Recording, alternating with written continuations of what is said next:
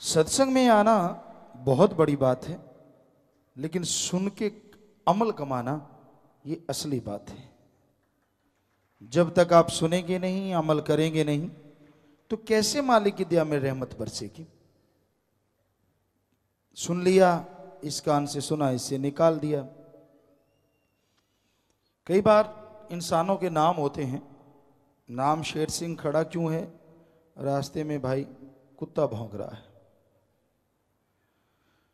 तो कहने का मतलब दिखते कुछ और हैं और करते कुछ और हैं। आज के युग में इंसान ऐसे हुए पड़े हैं। किस पे इंसान यकीन करे? यकीन के लायक सदगुरु मौला अल्लाह वाहिगुरु राम रह गए। बाकी किसी का कोई पता नहीं कब इंसान चलता चलता पैसा खोटा हो जाए, कुछ मालूम नहीं। हाँ, सुमरण करे, दृढ़ यकीन रखे तो दोनों जहान में ओढ़ निभती है और खुशियों से यहां माला माल होता है। पर अमल करना तो करे कौन? कहता बाकी काम मैं कर लूंगा, अमल आप कर लो। आज के इंसान को ये है। आपको कई बार एक बात सुनाया करते हैं, बात पे बात याद आ गई कि किसी का कोई आदमी पति मर गया, आस पड़ोस वाले बैठने आए तो एक सज्जन बड़े चालाक लोभी लालची थे, वो भी पहुंच गए। तो कायदा है, औरतें रोती हैं तो कुछ गा के से, कुछ बोल के से अपना दुख दर्द हल्का करती हैं। तो उसने पहले कहा कि भाई आपके लिए मैं रोजाना, आप दफ्तर जाते थे, मैं आपके लिए कपड़े तैयार करती थी, अब उसे कौन पहनेगा? तो वो आदमी उठा, हाथ जोड़ के कहने लगा, बहन तू मेरी धर्म की बहन, वो कपड़े मैं पहन लिया करूंगा, रो मत। बेचारी ने, उसने क्या कहना था। फिर रो के उसने दूसरी बार बोला कि मैं रोजाना सुबह परोठे बनाती थी, ऐसे आपके लिए पैक करती थी, आप लेके जाते थे, अब कौन खाएगा? वो आदमी फिर खड़ा हो गया, कहता बहन जी मैंने बोला मैं आपका सगा भाई, धर्म का भाई, परोठे मैं खा लिया करूंगा। अब उस मूर्ख को कौन समझाए? चालाक बहुत था, तेज भी था, मूर्ख भी था, दोनों बात कईयों में डबल होता है। तो अब तीसरी बार जो उसने आवाज लगाई, उस बहन ने, शायद उस आदमी से उकता गई या गुस्सा आ गया, तो रोते रोते बोली कि भाई आप 15 लाख का कर्जा छोड़ गए, उसे कौन चुकाएगा? वो आदमी फिर खड़ा हुआ, जितने लोग बैठे थे अब उनकी तरफ मुंह करके कहने लगा, यार सारे काम मैंने ही करने, कुछ आप भी कर लिया करो। परोठे तू खाए, कपड़े तू पहने और कर्जा कोई और चुकाए। तो आज इंसान ये है, कर्म खुद बुरे करे, जन्मों जन्मों के कर्मों के लिए सुमरन ना करे और खुशियां मालिक दे जाए आके रात को छप्पर फाड़ के। ये चाहता है आज का इंसान। ये कैसे संभव है? जैसा बोओगे वैसा काटोगे जरूर, जैसे कर्म करोगे वैसा भरना जरूर पड़ेगा। ठीक है, टाइम लग जाता है, आप भी यहाँ हैं और देखते रहेंगे जो लोग ऐसा करते हैं, तिल तिल करके भरते हैं। इसलिए कर्म ना खोटे करो, बुरे कर्म ना करो, अच्छे नेक कर्म करो, मालिक से मालिक को मांगा करो, ताकि मालिक की कृपा दृष्टि के काबिल आप बने और दोनों जहां की खुशियों से आप माला माल हो जाएं। तो भाई संतों के पास तो वचन है, कोई सुन ले मान ले तो फायदा है, ना माने तो हर कोई मर्जी का मालिक।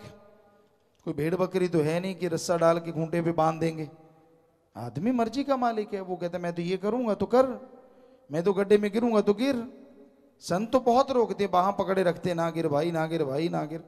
कहते ना मैं तो गिरूंगा। तो भाई मर्जी आपकी, हमारा फर्ज बताना, सुमरन करो, बचनों पे रहो, बुरे लोगों का संग ना करो, अच्छाई का संग करो, भली सोहबत करो, तो मालिक की कृपा दृष्टि बरसेगी और दोनों जहां की खुशियों के हकदार आप एक दिन जरूर बन जाएंगे।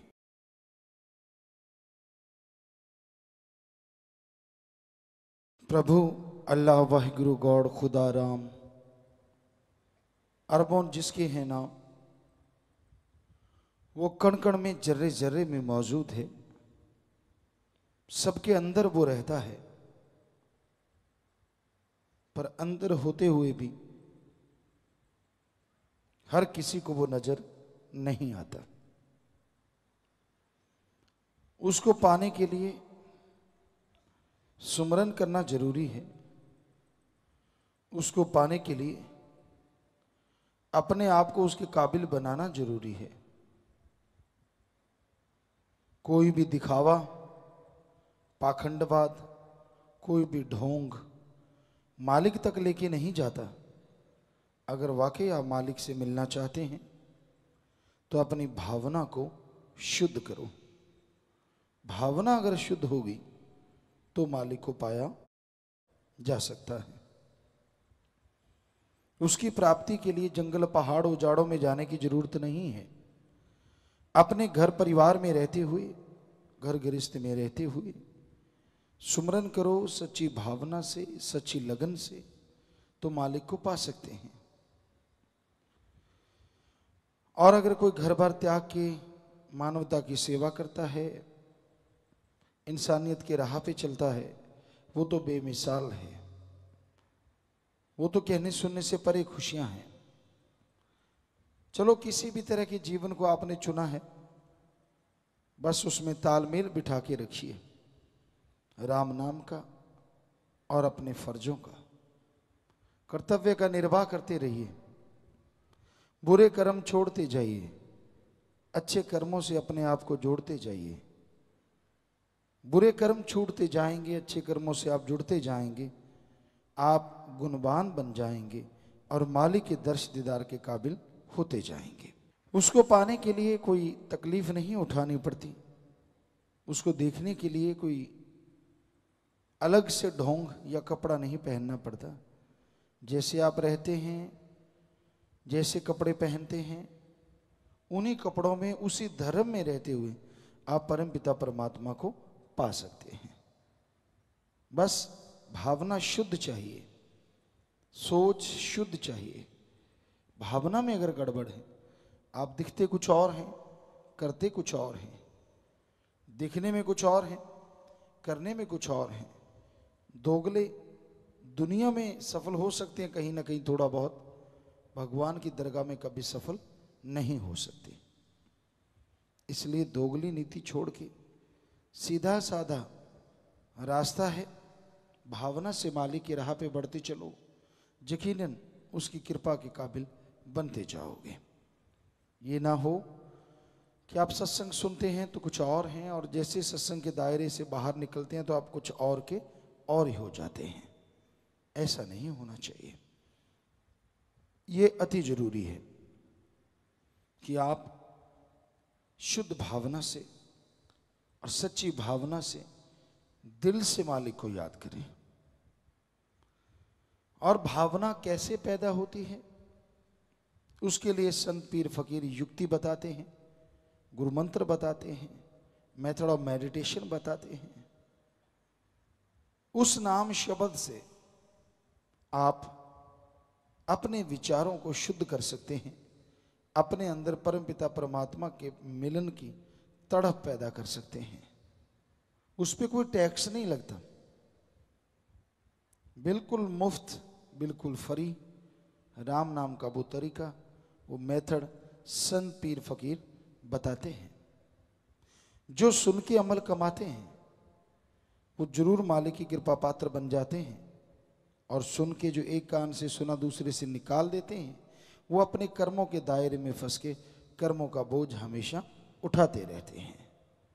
तो अगर आप परमानंद की प्राप्ति करना चाहते हो, सच्चा सुख चाहते हो जो टेम्परेरी ना हो, परमानेंट हो, तो गुरु मंत्र का जाप जरूर किया करो। वो आपके फायदे का है। जो भी जीवन आपने अच्छा नेक चुना है उसके लिए वो सहायता करेगा।